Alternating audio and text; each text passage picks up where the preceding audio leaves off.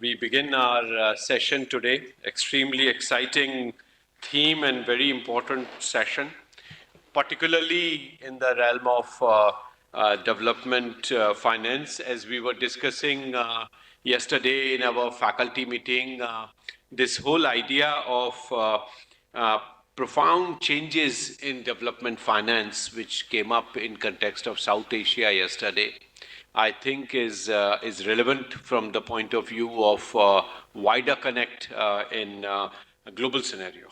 The collapse of USID, the cutting down of development finance in UK, in France, in Germany, they have led to a major sort of disappointment for several countries of the global south.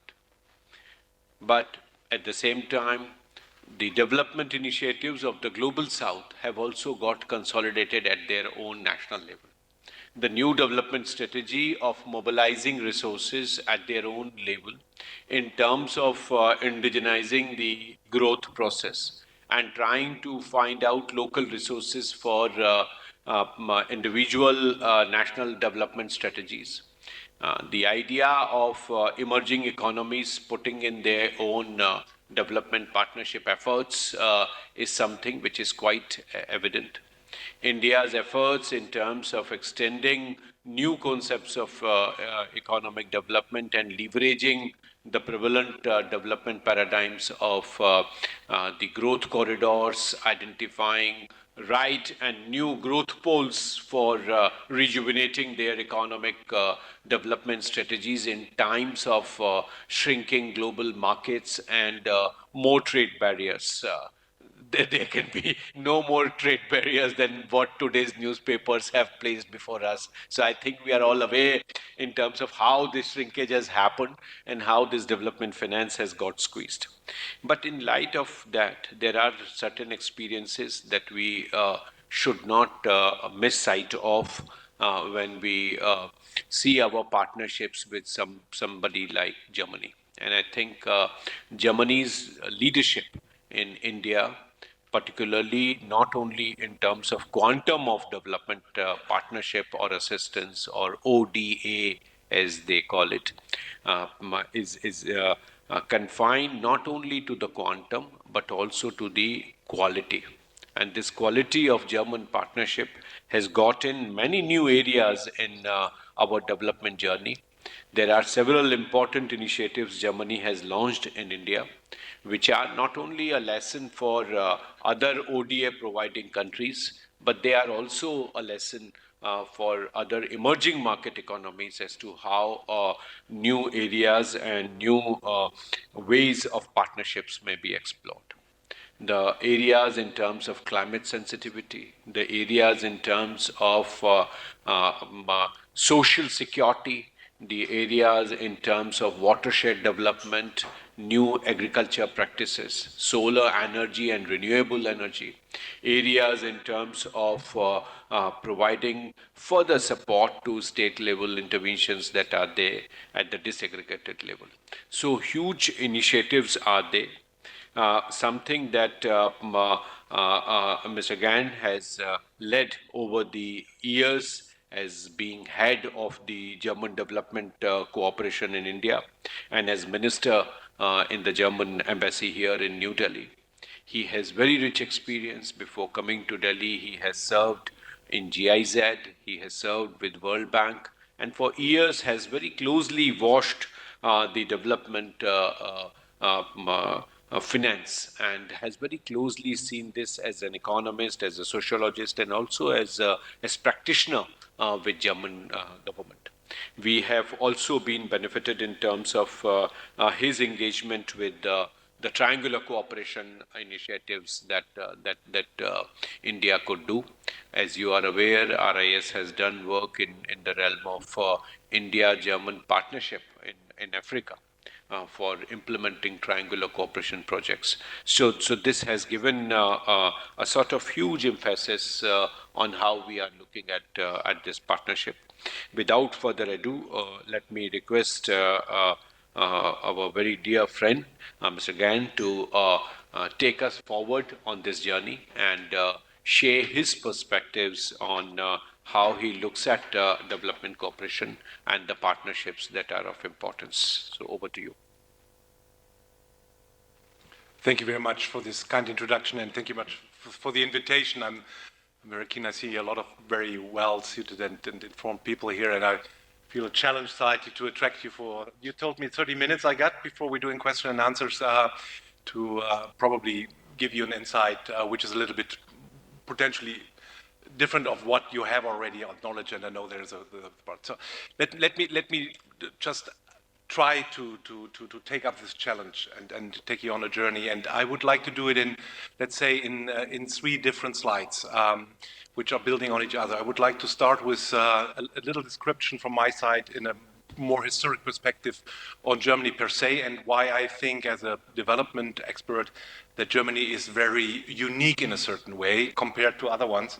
And you stated some of our colleagues, when you look there, disclaiming themselves as donors, usually as practitioners, we say partners, who reacted slightly probably short-sighted over the last few months and sometimes auch years, and discussions we also have in Germany, which is feasible because development cooperation per se is always subject of consideration, and it should be, I think so. If you do something innovative and reform-oriented, you should always have the challenge to define it in a set manner and renegotiate it and somehow. So let me take you with Germany, then I would like to refer a little bit on the global level, and then I would get to the specific relationships Germany is facing with India and probably our way forward, what we can to the world. Let's be so gracious already for yeah, let's say a better future and somehow. So if you allow me, Germany, why is Germany in certain ways unique compared to other actors? Why is it that certain discussions which are taking up and going along in the last few weeks and months, probably shaping a different picture in Germany, also the arguments potentially somehow the same, but it's very difficult to grab it somehow.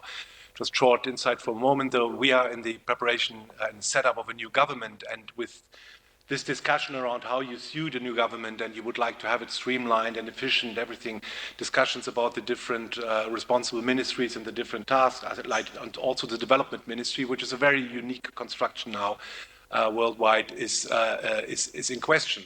The interesting thing, you have more criticizers and things, and people who are loud on that and defining already somehow what they call, streamlining or just better instrumentalization in regard of foreign policy interest in somehow. These people started very steep, and now they're getting quieter and quieter, because when it gets to the real proof, what do you achieve with that? A big portion of Germans realizing it's probably not going in the direction you expect, and what you will just need and take up as instruments for creating or just, let's say, work on the challenges of the next upcoming 4 years. And this is part of the overall setup where we are in. So why we are so different? Most of you will be knowledgeable about GIZ and KfW, which is often seen as kind of pras pro toto of the Germans, which we are not really comfortable in, because we think there are institutions, a bank and an agency, private sector established agency owned by the German government. There are no political representation of Germany. So the country head of GIZ is not the ambassador, and he will never become, and we make sure that he will never become that. Also, sometimes the invitations or the speeches going the same direction. But it's why do we have something like this, which is also when you have, looking on France, AFD, or when you look on USAID or DFID, it's not similar. The thing is, I think it's very much related to our historic development. A lot of people don't know anymore. It took Germany a long time, until the mid-70s, to become member of the UN family. This was from utmost interest for us. The whole process were led by a competition between East and West Germany. Who would be the first? Who would be the one who's accepted? And in the idea, it could only get one.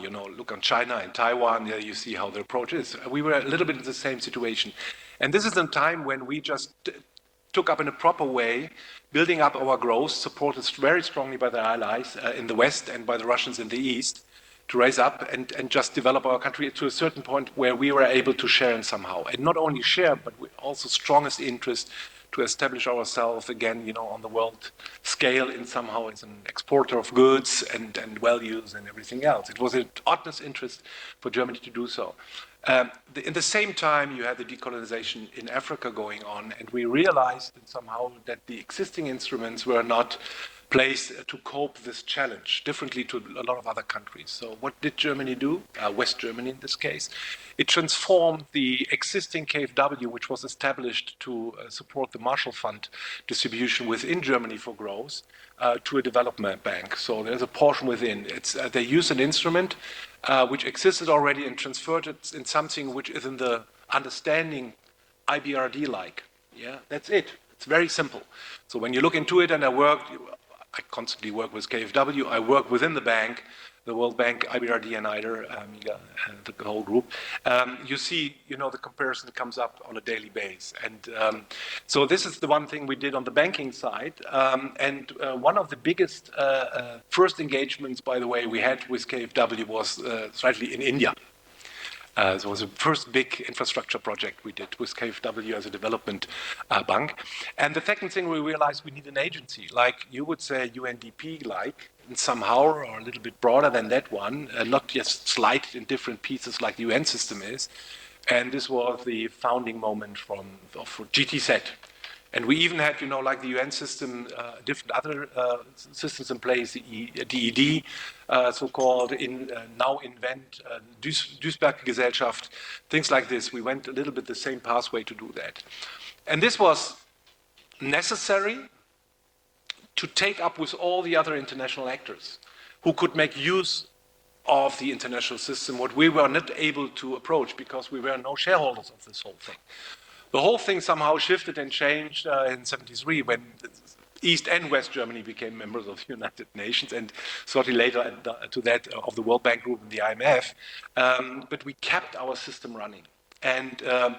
And there's a certain way of us to approach our bilateral collaboration by using these instruments in this precise way because they are general contracted. They have a special right relation to us, which creates a tendency also for us to use these instruments. Why we are using these instruments constantly? It makes us so easy, I can tell you. My ministry, the BMZ, has only 1,000 employers. If you look at, and you have to channel about 11 to 12 billion euros per year on development assistance with only around 1,000 people. How do you do that? You do that by just transforming parts of this process into other institutional frameworks. And sometimes people are complaining that the overhead costs are too high with our implementation agencies. That doesn't account what overhead costs are not on the side of the public sector in this regard. This is the interesting thing about it, to get a high degree of efficiency and network procedures. Why not putting civil servants all over the place? It would be too expensive. And the flexibility of the system, you know how the public sector works. Probably you're part of the public sector and complaining by yourself. So I'm part of the public sector, I can say that. So this is the reason why we have the system stated. And it's very stable. It went through all of these different challenges and ways. It's a system what we can internally constantly adapt and reform, which puts a lot of pressure within the system, but it's part of the institutional learning process to do so and to allocate in a proper way. After unification, Germany, the then new, somehow integrated Germany, I would not say the other word, but it's also integrated the development portion because East Germany did slightly the same, not in the institutional setup per se, but they had also a ministerial structure and activities going on. For us, the challenge at this time, we've grown up, you know, to an amount of 130 partner states all over the world. This is political led in the final extent, but we are able to shrink it down on about 70, and this is under consideration in different types in a constant manner.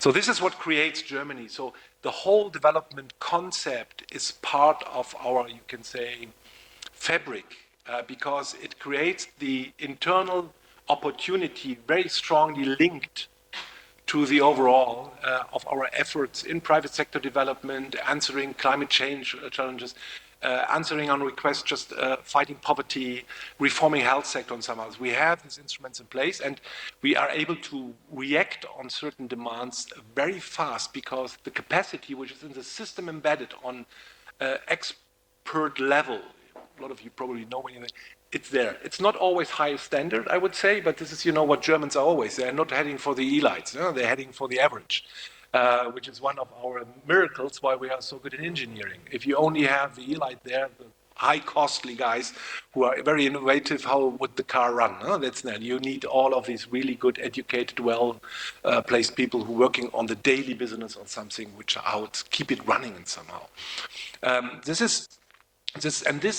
Having said that, when you think this is feeding into a system where this is not so much seen as a competition, but as an opportunity-driven process, you get into a totally different other setting than in the United States. When I was based in the US, so I went there right in the triple F crisis, 2007, and then 2008 hit us. The World Bank started and even just challenged and steered by external actors like the CDG, Center for Global Development, CGD. I remember discussions with Nancy Birdsall at this time where she tries to convince me that Germany also need something like, how did it work? P4R project, you remember that. And I told her, probably this is not the easiest way for us to, and why should we? We know our system very well, established and controlled, indicator-driven, and so on. We know why should we go for this approach? And her strongest argument was, she said, Uwe, the issue is, if you really look into it, is that people mistrust bureaucrats. You need measurable processes. You can put in the display that a buy-in start. This is what we try to achieve in somehow. And at this moment, when she told me, I realized we're coming from two totally different angles. For the United States, this is a standard pattern of the political economy. There are the people, the taxpayers, and there's the public sector. And the taxpayers usually mistrust the public sector. They're not efficient enough, they're too costly, they're not transparent enough, the whole thing. You hear this constantly and somehow. In Germany, it's totally different.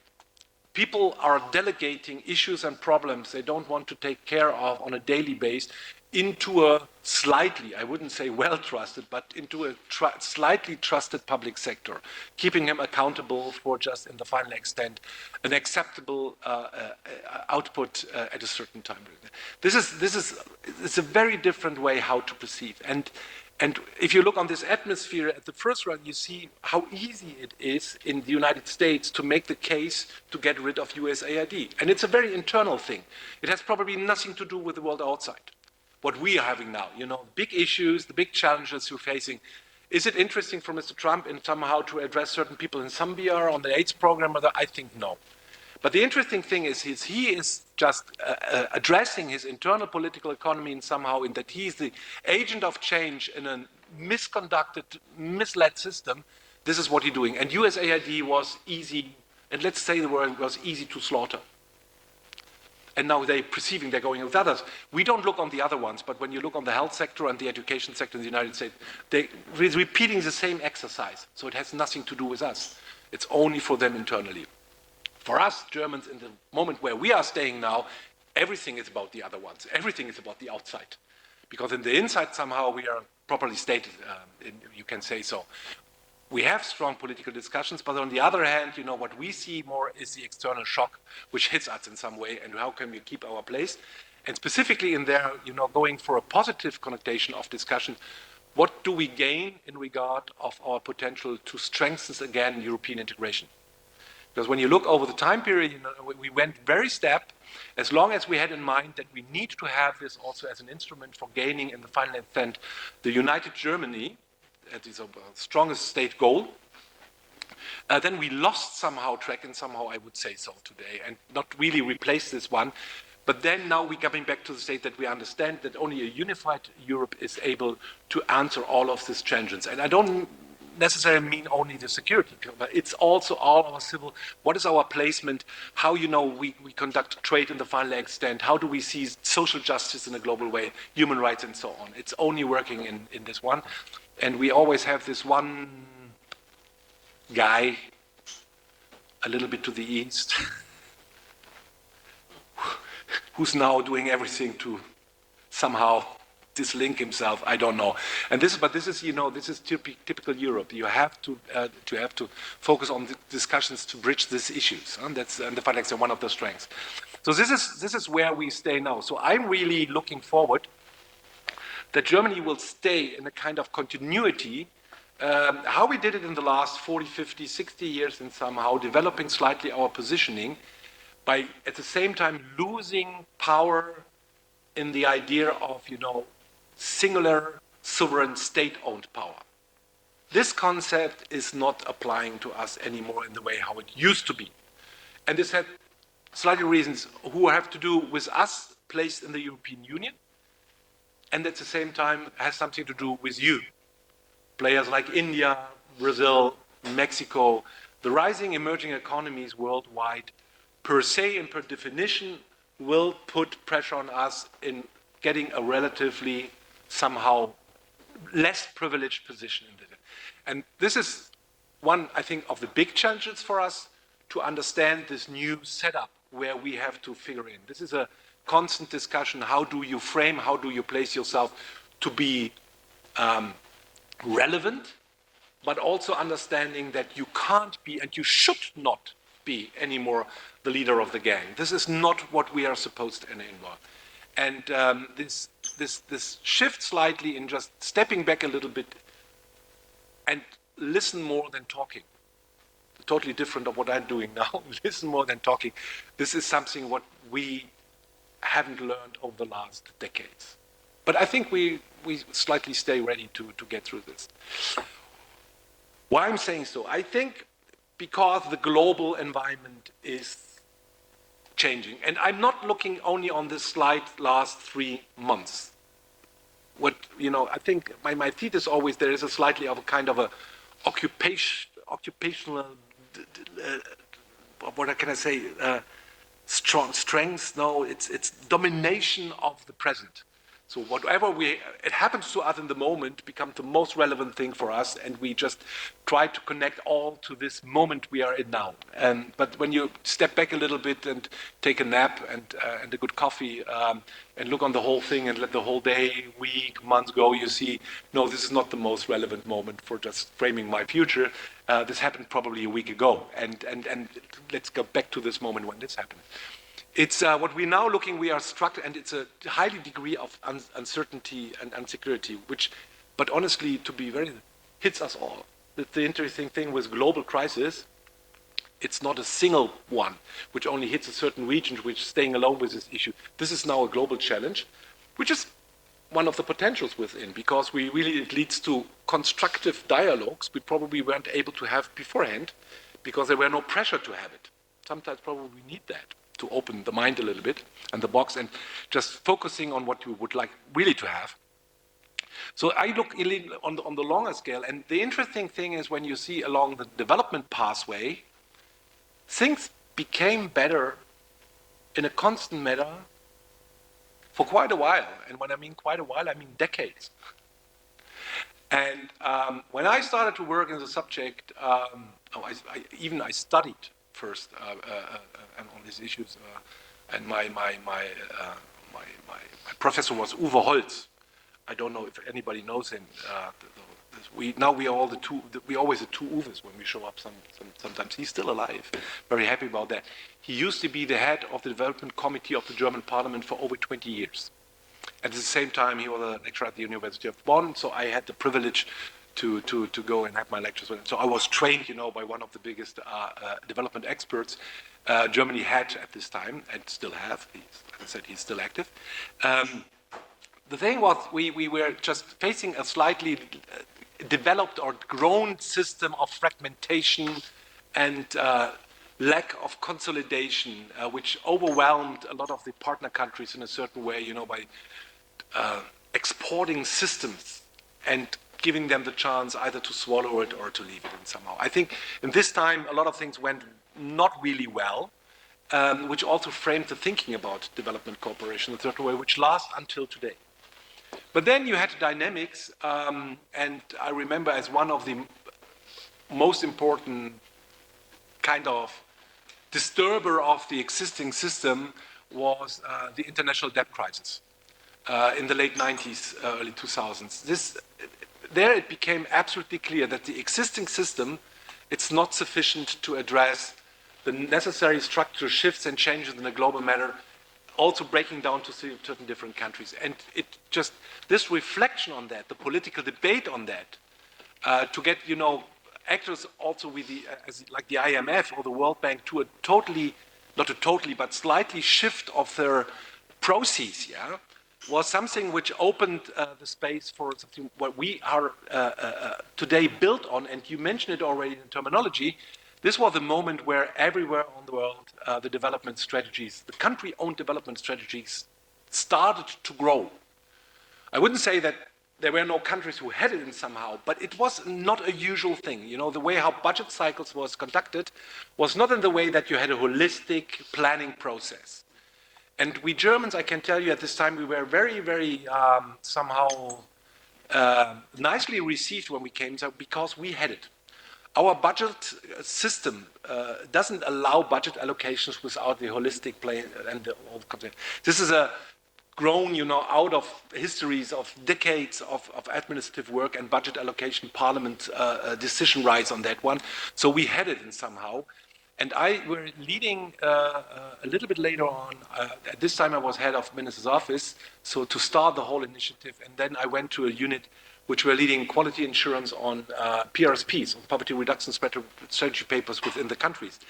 And one of the things I did at a very early stage, because this was a slightly critical mass after the Millennium Declaration and in the later of the HIPC, I was looking on special cases which helped the system to learn. And I will never forget, I was running in a very severe discussion because I choose as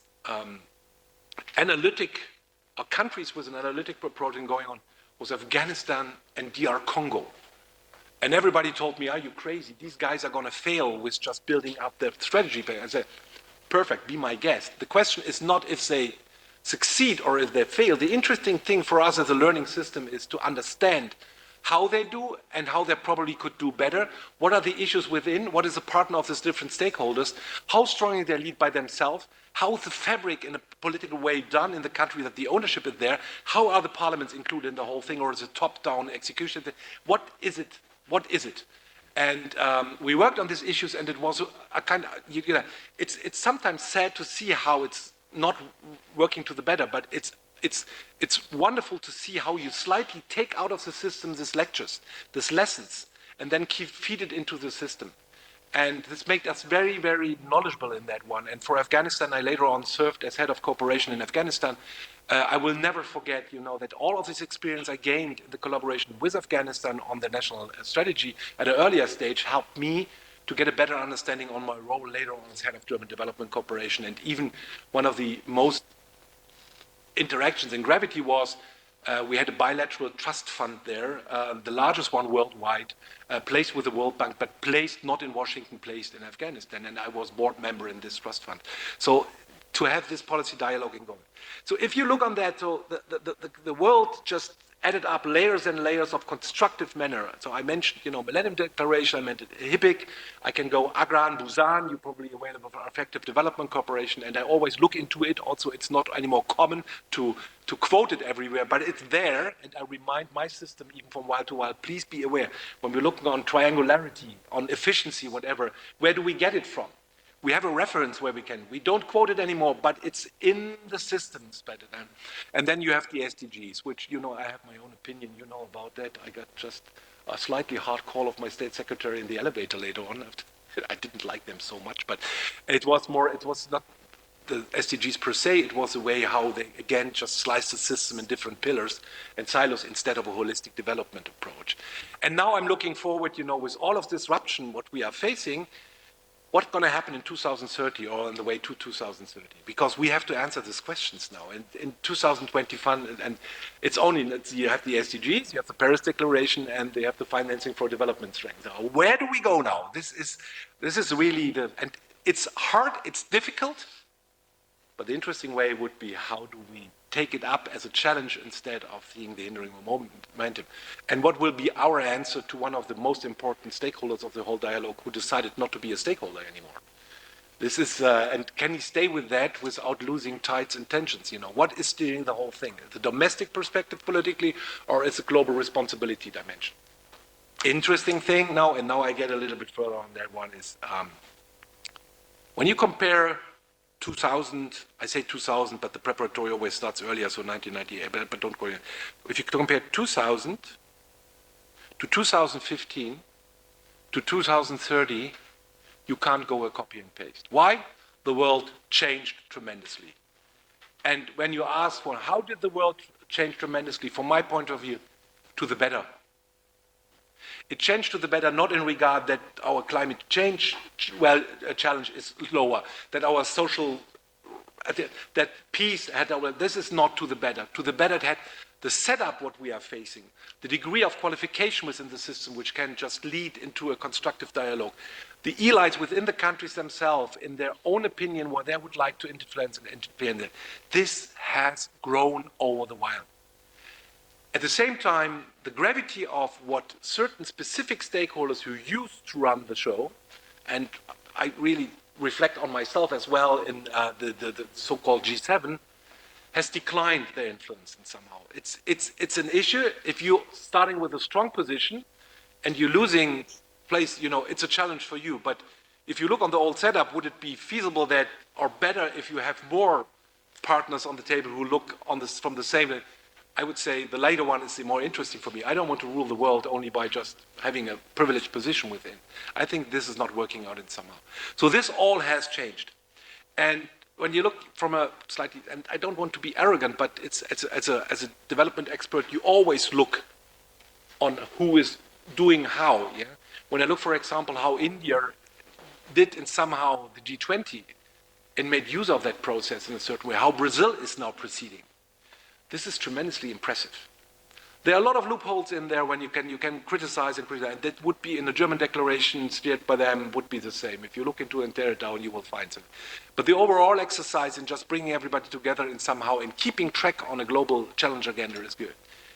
Interesting for me in this regard, how will we address this trade issue we are facing now? Huh? Because I think all of us know that this is crazy.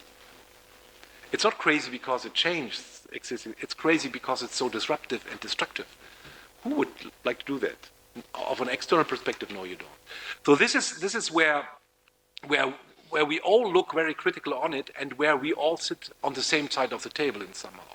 Which then, and now coming then to Germany and India, strengthens the fundament. I would not say build the fundament, because the fundament is there. Strengthens the fundament of collaboration in a tremendously strong way. We don't have to reinvent German-Indian development cooperation or cooperation per se after the political change in the United States. That would be totally wrong. Also, the tendency of the everything selling new is there. We don't have to reinvent it. The only thing what we have to be more focused, probably, and more strategic. And again, I said more. We always had been focused. We always had been strategic. But we can move a little bit further on with that one. And this is the political discussion I'm looking forward with the new German government. What are the main fields? What from utmost interest for both sides? I think very easy. I take them only out of my field of expertise, because we have other fields where I'm not an expert, but I knew, in defense policy, for example, a lot of things going on that. So, but I would not reflect on that one. I'm not an expert on that one. I would not reflect on trade relationships. I'm not an expert on that one, but I'm aware that a lot of discussions and constructive going on, and this includes the European Union somehow, because this is so relevant. When I go, this is the sectors where we are active in. We have, over the while, developed a very strong footprint in the collaboration in energy, renewable energy, environment, and urban development. Of a size and gravity from German perspective, which is globally totally unique. I don't know if you're aware that our existing development portfolio in India, also we state India not as a classic development country, it's a global partner for us, but the instrument, what I say for, comes out of the Ministry for Economic Development. It's not development aid, this is very important, it's collaboration. The overall portfolio we have actually now in India is about 12 billion. When you connect this to an average Indian program, you see it's not as much. It's still a lot. For Germany to have such a gravity and size with a country, with only one country, it's totally unique. We have the Green and Sustainable Development Partnership as a substantial umbrella on that, which creates a unique narrative on what we are doing. This was very important for us to develop it with India, and for India very important to develop it with Germany. It states also to other actors what we are looking forward to achieve in a responsible, transparent way. This is unique. It's not going to stay unique because the appetite raised in my system so high that they're now looking forward to use a similar setup with other important global partners, for example, Brazil. So I would be probably not the same naming or framing, but it goes in the same direction to have a holistic development approach which goes across sectoral fields in one direction. So this is what we are doing, and we realized all of this, what we did was slightly successful, but it was not adapted to a potential future in the way how we would need it. And the one big step we did recently, last year, and probably you were aware of what we did in Gandhinagar, after we offered within the G70 setup India the opportunity for setting up just energy transition partnership, like we did it with Indonesia, Senegal, and Vietnam, we were slightly, kindly, friendly, politely, I would not say pushed back, we were just put in place, where we found ourselves a little bit confused. That, oh, we do an offer and nobody's taking up what's happening. And our partners, I loved the dialogue at this time, because my people in Berlin, they pushed all the time, and I went, and everybody was so kind to me. I always got a cup of coffee, and they said, we have to look into that. And over the while, I learned they had looked into all of this, but they never got to a solution the guys in Berlin would like to have. And I tell them, guys, there are certain different ways to say no. I find a new way where the word never comes up, but that's a no. And then I said, but what would be the yes? So I went back and they said, listen, we really very much appreciate what you do with Indonesia and South Africa. These all important countries, really good. Germany is leading the exercise. Great what you're doing. But India, we are more used to have our unique selling point, our single, the adaptive. I said, okay, I got it. And so we never stopped to discuss in a constructive manner. And I must really say, I appreciated very much the openness, constructive manner the Indian government presented. Not saying not really no in a way that and some people interpret it this way, and I always said, no, nobody ever pushed me away. No, nobody pushed me back. But they really made the point that you need to have a dialogue which frames what you would like to achieve in the idea of our overarching development strategy, and find the instruments and put them in place who achieve that with a contribution from your side, but at the same time with responsibility and contribution from our side on eyesight. And as a development expert, this is exactly what you are heading for all the time. You only have to understand, there it is, just take it. So we realized the biggest achievement and the biggest thing we would like to do in a joint way, we would like to develop the sector of renewable energies in regard of the carbon impact. Not blaming and shaming and all of these, just go ahead with something which you could really good in a joint effort do with a partner. And Ajay Mathur and me, we always sold it in some way. We said, the country which developed the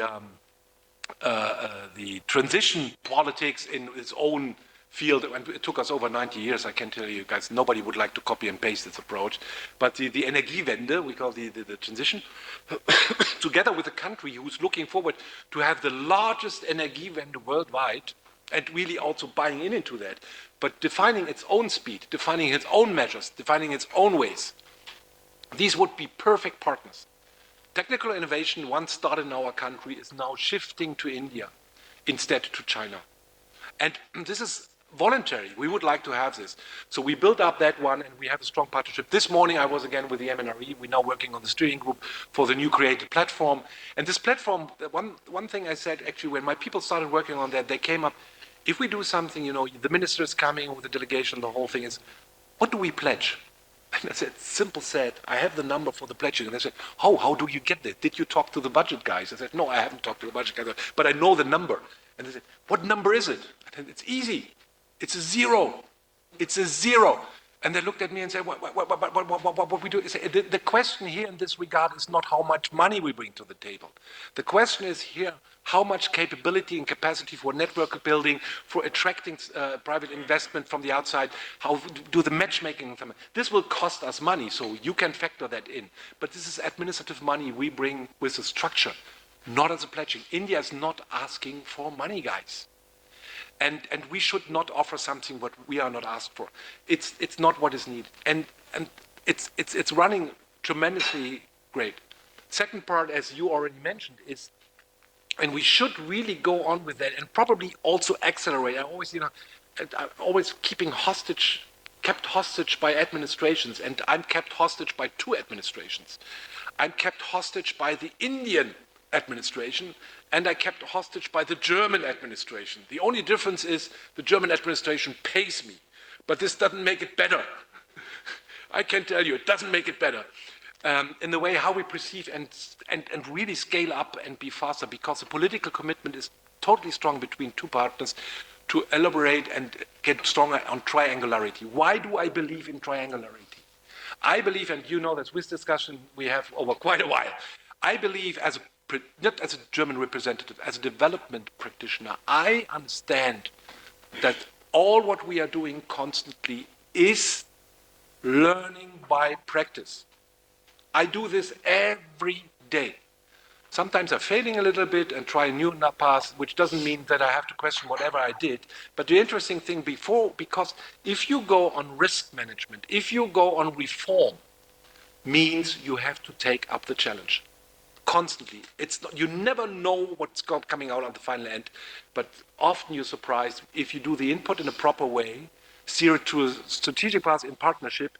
It's always impressive where you can get through creating the next state for the next intervention. We did this exercise for quite a while, and we both interested in how we shape the framing of development in a worldwide manner. It's very simple.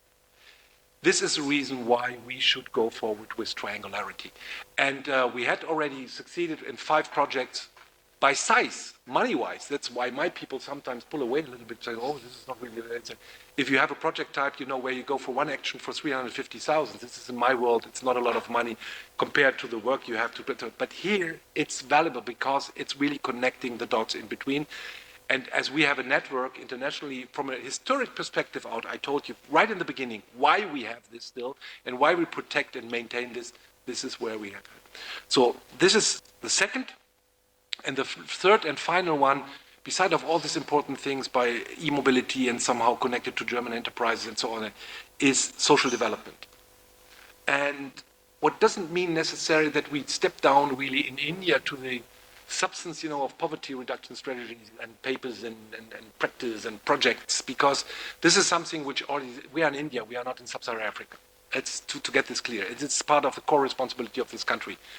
But the thing is, what we learned is how Germany had to address all of these issues in just developing from 1949 to today, picking somehow experience from 150 years ago, how to establish sufficient systems who are able to identify and reach. And your your health system now, social, is one of these examples. And I worked on that started working on that in 2011 in a former capacity, and now I'm back to India and I see how it developed over the while. Germany is only a very, very small portion of this exercise. We are now in the digitalization component of this process. But to be there, on one hand, makes you tremendously proud if you go the whole journey with a country to roll out a social health protection system. But the other thing is also it's a mutual learning process, which we constantly have, giving feedback in our system, and then also can provide into other national systems. And to close with a last comment on experience where sometimes things are coming up, and you know this example, is it's a very, very personal, it's a very personal one. And it combines social protection and triangularity. When I came here to discuss triangularity again, based on the already existing practice, one of the projects which was shown me was the Peru Triangular Project, which is about identification of people with disability and this is, today we have the World Conference in Berlin, by the way, to existing social protection systems. This is where the Peruvians did very well, but they went only to a certain point and they needed external expertise on digitalization. So the will was there, but the how to do was not there. And we didn't bring this from Germany, and I probably would not be able, probably. It came from India, facilitated by us. Why I'm making the point? In another phase of my former life, I was sector manager of GIZ for a while, and also head of a research program. And the research program was meant for figuring out the potential or gains for integrating people with disability in social protection systems. And the 3 countries where we did this exercise were Cambodia for Asia, Tanzania for Africa, and Peru for South Africa. So I find my own research work, which was already, the case was closed, the report was written, the webpage was placed, all of this. Years later, I realized that the whole process of conducting, working, discussing, led to the final extent to a new quality of collaboration and a rise of the system. And I'm absolutely sure, if I look in the program of today's World Conference, the Peru case will be one of the examples in there. Absolutely. I don't have to do it, I will see. So this is where and I didn't complain at all, I must confess, in these times from now. I only say, so take it at that, please. Thank you very much. Thank you. Thanks. I think this was extremely interesting overview, not just of India, Germany, but you gave us a feast in terms of the wider contemporary developments in the global aid architecture, the constraints from demand and supply side, but also in the process you mentioned about the $12 billion portfolio of India-Germany partnership. You gave an idea in terms of how India's own requirement and appetite for technical support and partnership has gone up rather than for pledges and monetary support. But in the process, you also mentioned in terms of growing inclination for issues related to e-mobility, the idea of private sector development, the idea of climate change partnership, low-cost average solutions, but also how things have moved from sort of poverty reduction strategies to more up urban related issues which are I think more embedded in the strategies and solutions for social health systems, trying to bring in the social partnerships, social protection within bilateral but also in triangular format. So many interesting issues have come up. Just few days back, we had this discussion on collapse of USID, how development finance portfolios have got shrunk, what kind of impact on civil society and their resource availability, but also other facts from South Asian context have tumbled out as these fossils were tumbling out of the cupboards that USID had. So, interesting dimensions and interesting issues. Let me now open it up for comments and discussions for another 15 to 20 minutes. My idea was to close it at 4, but we would have some more time for discussion, and we have some stalwarts of the Indian civil society here, academics who have been working on development cooperation. I open the floor now, and Jetli ji, please. Now, first of all, thank you, Sachinji. I'm not a stalwart. I'm like a normal learner and a student. Very interesting because, for us, it's like having a weekend.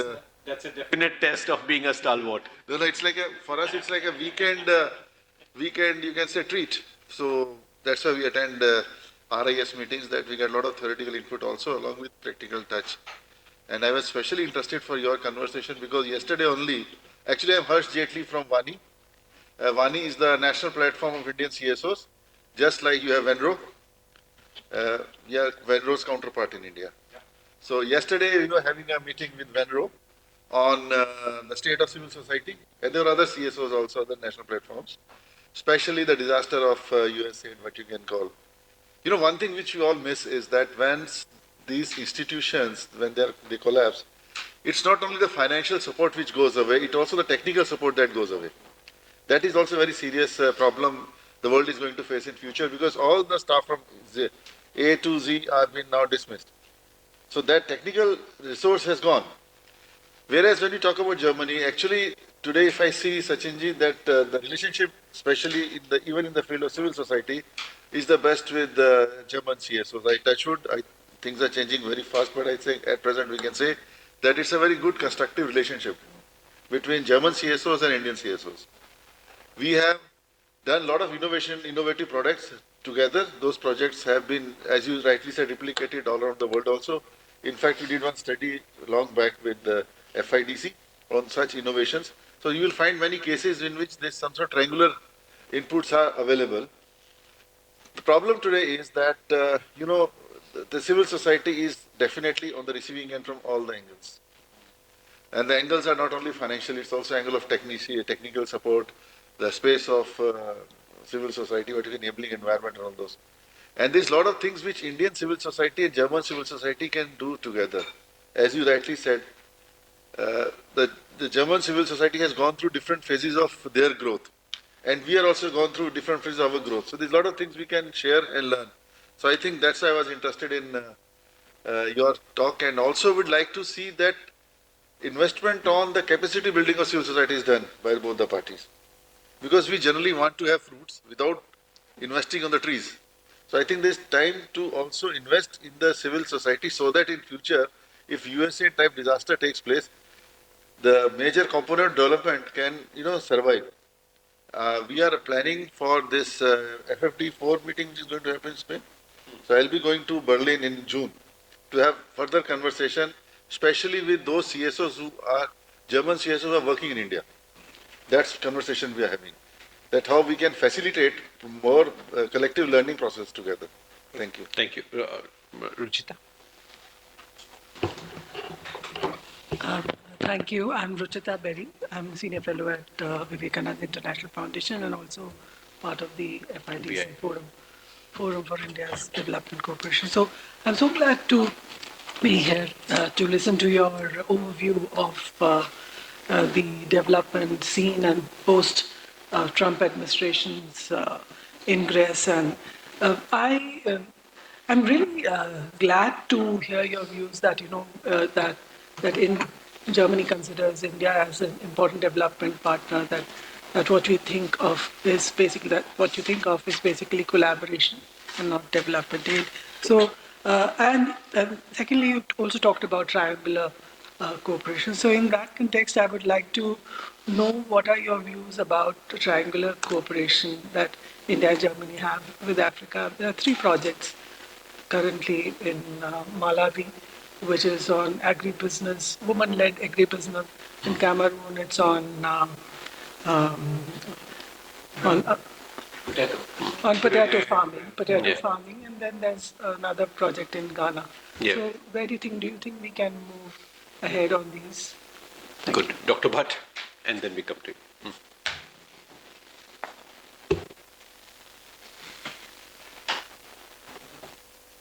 Oh. So, thank you very much for an excellent presentation.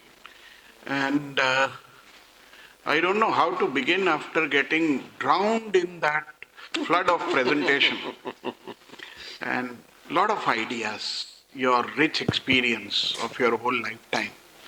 So, and it was very nice to hear about that absolute clarity that you were saying, that we do not have to reinvent the Indo-German partnership due to any geopolitical constraints, but that we need to be more focused and more strategic. So that was a good word of wisdom. And I think it is not just one-way traffic, as our friend earlier said. It is a two-way traffic. In a partnership, both the partners learn from each other. It's not just grant or assistance. It is where it is a two-way traffic where we constantly learn and improve ourselves, both of us, both the partners. Having said that, you used some expression, I just forgot, you were doing touchwood that this is, you were saying something. So what I was trying to build upon his, maybe that he was trying to say that long live Indo-German friendship and partnership. So that's what you perhaps meant. And in terms of, you said about GIZ and why I was in the Ministry of Environment, starting with Vera Scholz. Vera Scholz, she was the head, and till 2023, we enjoyed excellent partnership with GIZ. And in fact, we added a new vertical on biodiversity, that both the countries were so much interested in learning from each other on the various thematic areas in biodiversity. And my third and last point is, you touched upon in some way or the other about energy transitions. See, these transitions have to be global transitions.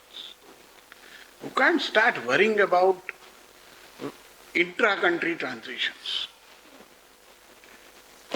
So these have to be global, because problem is a global collective action problem, from which the largest polluter has withdrawn and has been doing this at its free will, that I will come and go the way I would wish, as per my own political setting.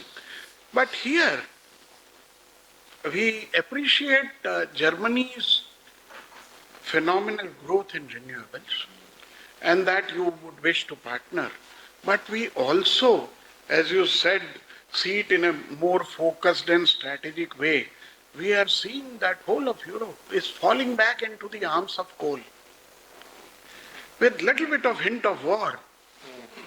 And what is happening is, world has forgotten that world has amassed, a few countries have amassed wealth, not just because of other reasons of colonialism, but because of these fossil fuels.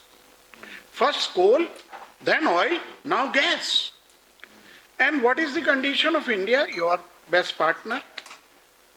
Condition of India is that we are transiting from coal to not gas, like what you people do. We are doing from coal to renewable.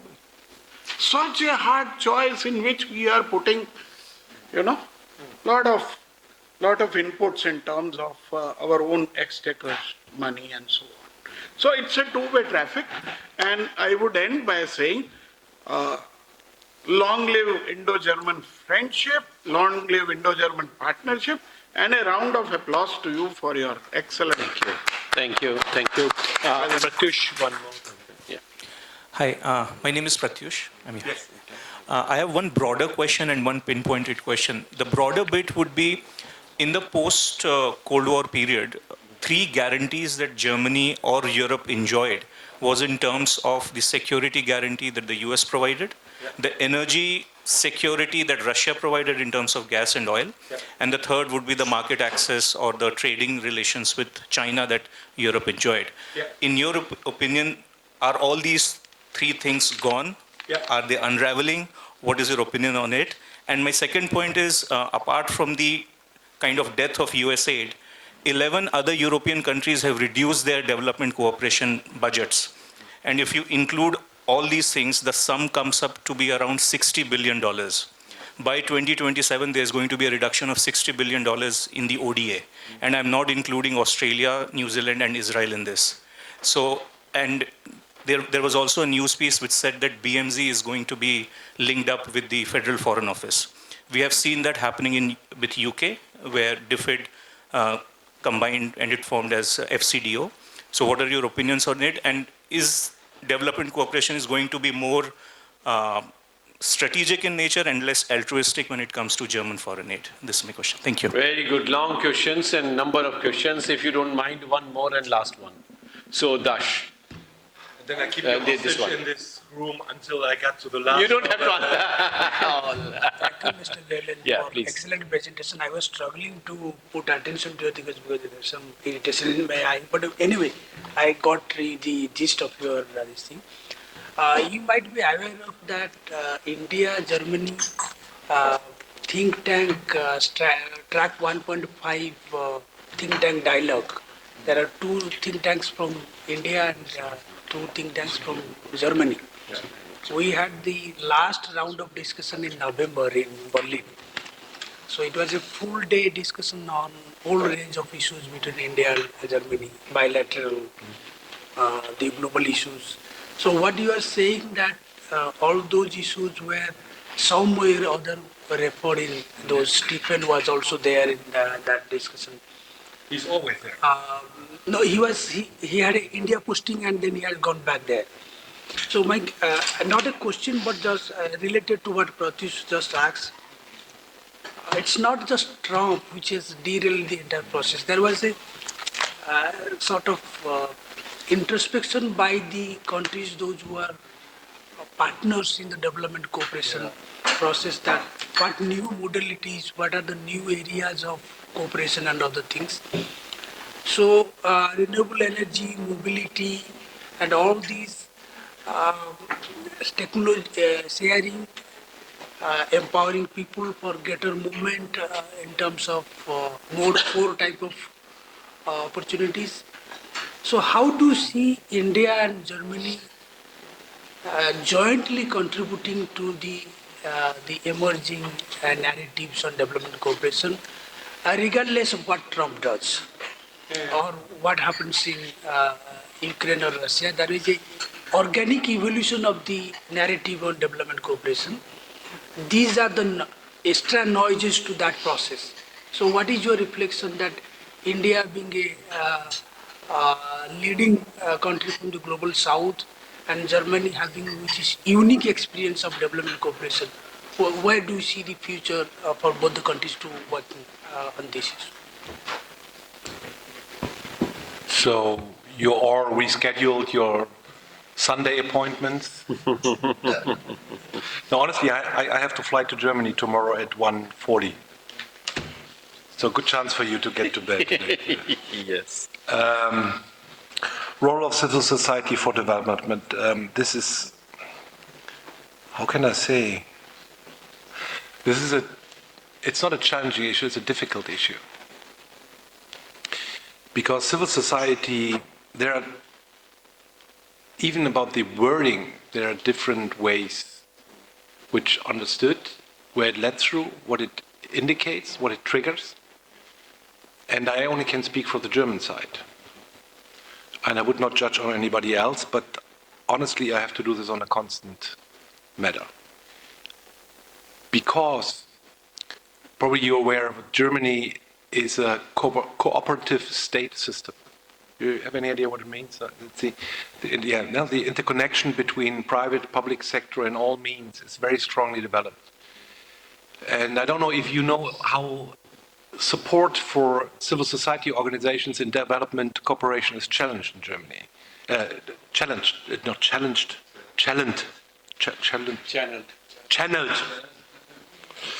We are the, for the biggest portion, we at the Development Ministry are the provider of this funding.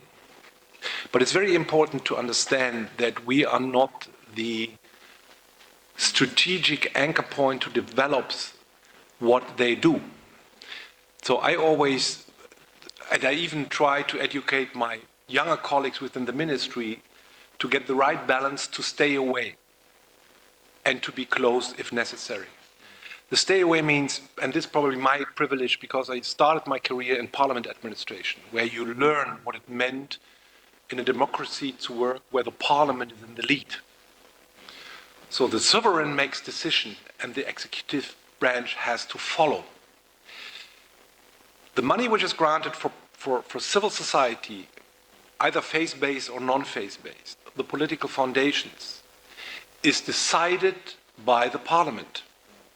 And it's handed over the decision to the executive branch to manage it in quality ensured way through the recipient. That's what we are doing. And there's, honestly, in the first one, there's nothing else. The second step comes in, if we go on the country level where the engagement happens, we also have to be the protectors of the, at least, portion of taxpayers' money which goes through this. So if I get in any trouble on the administrative side that they are not able to distribute or whatever, it comes to my table and I'm responsible. Not for the civil society institution, but for every euro which is in the pipeline, every single euro. Sometimes governments in a partner country don't understand that you are messing up with the German parliament if you do so, and the guy who's only speaking on behalf of the taxpayer. And you know, taxpayer is the strongest force you can have. There we face a lot of challenges. The other side is that we are totally convinced that a successful constructive development effort can only taken up through all the different layers with a diversity within the system you have in place. And not in your toolbox, because civil society agencies are not part of my toolbox. They're part of a diverse system, how Germany stays ready to address development challenges and leave them also happening in the space where they can be solved in a proper way. Civil society never will take up the big portions, and it should not. This is our job. Structural adjustments in light, with country strategies, this is our part of the deal. So we should not reach out and take their function up, and the other way around as well. That we are critically followed, and I was the one also who was responsible in just having the civil society discussions on every annual meeting and spring meeting with the World Bank in 4 years. I was always, it was a barbecue where they put me on the grill, and they should have done. This is part of the, not game, the wrong term, the part of the business in a precise way what we do. And we see civil society as a tremendously valid and important agent. You can't forgive, you can't do a successful engagement with that one. I'm very happy to hear that you with Fenro are very good old friends. Beside of, being connected and sometimes in a critical distance, we're also friends because we share the same values and look from different angles. And I hope and I wish that the role of civil society will never be neglected. And I see all the challenges in a global manner, how it's going on. And as you said, probably I served in Egypt beforehand, and before that in Afghanistan. It's not easy. Triangular cooperation perspective. Yeah. We stay ready. We would like to go forward. We need proposals. We need to accelerate. That was actually my comment. The political, from my perspective, the political talk is well, but it has to get in action. We are working now on setting up the first steering group meeting between MEA and us to make a first round of decisions on, I would love the things we did so far, what the project I mentioned to you. All the other ones were very strongly in the agriculture sector. I see a lot of other spaces. As I said, health sector is something where but if there are no proposals, we should not, but it's where we see a lot of opportunities. In the work, what we do is around renewable energy, even we think about just merging with other partners and somehow, like for example, the International Solar Alliance, which I'm very strongly trying to promote in Germany because it's a really, really valid partner, also targeting smaller countries in a better way than we can do ever. And this as a multilateral provider, it's really wonderful. So we stay ready. We're waiting for the setup, and the money we still have in the system, the structure we can provide. There are certain discussions on how we can enlarge potentially, which is a very positive thing. So openness is there. It has to be filled up with a political decision-making process, which gets to a concrete decision. That's a simple thing, and I wait every day on the starting. And I hope end of this month we will get to a next level. But I'm working on this one since now over, I think, in general, since nearly 10 years. Here since 2 years. And I feel a little bit, that's what I meant with being hostage of two administrations. Two-way traffic, yes. But the only thing where I say yes to what you said, no, it's not true. It's, I think you're right in the way of this has to be a global approach and an effort. But there it stops because honestly, for me as a development practitioner, I follow the international discussion, but I'm not an international discussant, and I'm happy about it.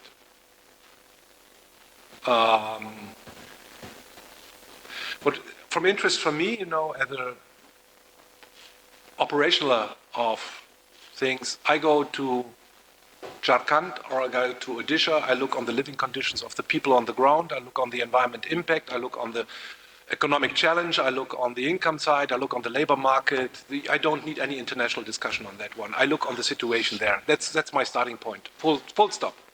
And the rest, people can do in AC rooms and thinking about the big picture and who has and who what and what. I also had the chance to look in West Virginia on the cut-off mountains. I don't care, I see the situation of the people who now are electing and voting for Trump after leaving back in this mess. And I'm not looking on their average energy bill. I look on the concrete situation and think, this is not what I'm like. I grown up in Cologne, in a smog city, in a smog and waste city. You won't find it anymore when you go now to Cologne. It's glooming and blooming. Yeah. Beautiful, isn't it? You have no idea how it looked like in the 70s. Oh, you got an idea if you look at it. If you go to O'Daly, you have an idea. No, it's not the same, but we had more space in there. The houses who were missing because of the war. You don't have that there. So what I see, there's a development effort which changes and shifts people's situation in their concrete living conditions. And, we have the tendency to claim always the future for other children. I would say this is a nice approach, but I love my children and I would like to have them a better future. But I also appreciate if my own life is a little bit better than that one. You not always have to alert for the next generation. You have to alert of the existing challenge and the challenge. And this is in India. If you look, for example, in Jharkhand, and have a lot of discussion. I went 5 times. I will be in June again there. I'm always happily received, and we have concrete, substantial discussions. And there, it doesn't go about the global challenge. It goes about Jharkhand. And this is where I would like to stay in the discussion. This is what I would like to address. And this, I think, which is development policy is suited. We can contribute to the global discussion of burden sharing and also responsible sharing. But the interesting thing for us is to nail it down on the concrete situation for people just on the ground. That's what we can provide. The other thing, otherwise have to do, can do, and then you have things like, the US sharing out now. If we follow this kind of blackmailing which is done with us constantly now, the world is doomed. So it doesn't matter anything. If I just follow this pathway, I just get in my protected space, and I'm a slightly wealthy German. I'm not rich. I'm middle class. But compared to the situation of 99% of people on this planet, I'm in a tremendously well-suited position. And I have every reason to take away, go back, and I'm always looking for this little tiny house in the Eifel region, I don't know if you know, where you connect ties, you put solar panels on the roof, you even disconnect you from the grid, you even have your pumping station on the ground. It will last for my rest of my life. What happens then, I don't know, but this will. But I'm not happy to, I'm not going to do that. I always have this meaning that discussions on this path, but also they're going cost specific. But I talk about investments. And this is when you see a renewable energy, there's certain comparison works, certain not become, there comes in a regional, local context, they are totally different. And what we learned in India, the potential of expanding this sector together with storage is so tremendously high that you would get out of coal because it's too expensive, not because you follow any international. This is the interesting thing. And I think this is the biggest advantage you have to shoot for. The other one, people should do in negotiations. I'm listening sometimes and then I go and have a beer. Now, I can't read my own oh my gosh. Before you made a statement. Yeah. Ian. Before, yeah. No, I was after. But have you? That's all right. Oh no, you did too. Don't let me talk about the discussion. I don't quote. Forget about the newspapers. Forget about the newspapers. Everybody's quoting. The interesting thing I can tell you how I look on that. I'm a little bit within the political discussion. I can say so. I have slightly some information gets through me. Also experience on that one. What I look on the newspapers and I realize they're sometimes messing up the numbers of working groups which in the preparation in there. And if I see this, I know already that the journalist who's writing the piece is not well informed enough to make any conclusions on that one. Because when he tries to analyze on the baseline, he even doesn't understand in a proper way where does the analysis go through. So the power dynamics within the systems are different. And I can tell you for now, and probably the reality is proving me wrong in a week from now, is it very strongly goes in the direction that you will have and you will keep on going with a self-standing German development ministry. There's, by the way, one journalist who wrote a very nice piece on to putting the foreign policy and the development policy would be probably a good idea to give the foreign policy the chance to learn from the development policy.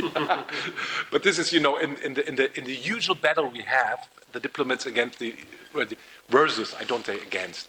It was a nice piece and we all laughed about it. No, I think it will keep on going. Think tank does discussions, very much appreciated. I think one thing I feel ensured, which sometimes bothers me a little bit, but this is where the plafond, where we started in this Indian-German relationship, also having long ties between two countries.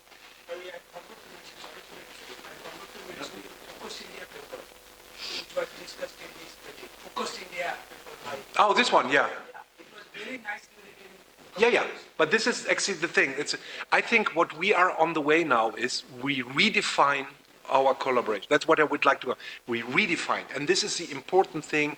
We redefine it in a critical world out of the potential we can gain, which is sometimes much better to do it out of a comfortable situation where you just do the cherry picking thing. Now we have to do it. We have no chance to get away, which is slightly so nice because we realize we have so many things in common and so strong interests against each other. And this, with the China, you say that this is not what the relationship, we never had this to China. I respect my Chinese colleagues, but we never had this and we will never have this type of relationship. We will never have it.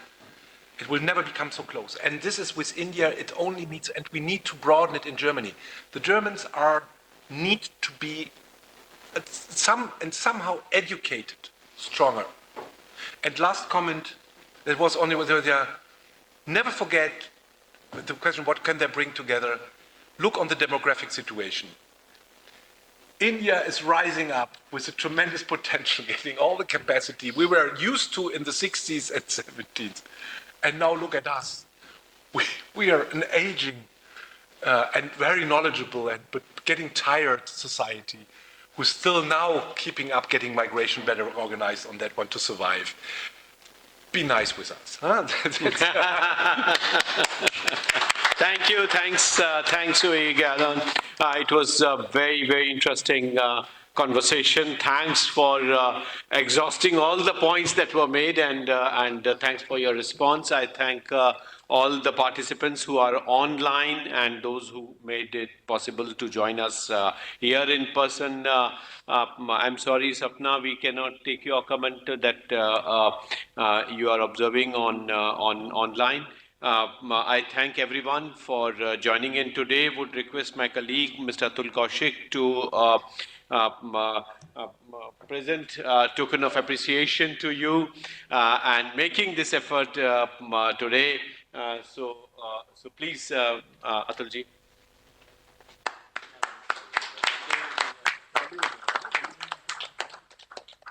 Yes, let's take a picture.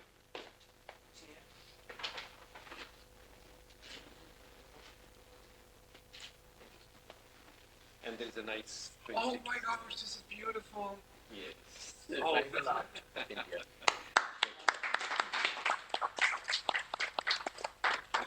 Excellent. Oh, Thank I you. love it. My wife going to go crazy when I Definitely. Whenever you look at it at home, you remember that you have to take forward your 5 proposals to the next phase and work with our ministry also to get it over. Absolutely, absolutely. I'm going to choose what bird. Yeah, exactly. So good. Thank you. Thanks, colleagues, for joining in. Thanks, all our guests who have joined us. Thank you.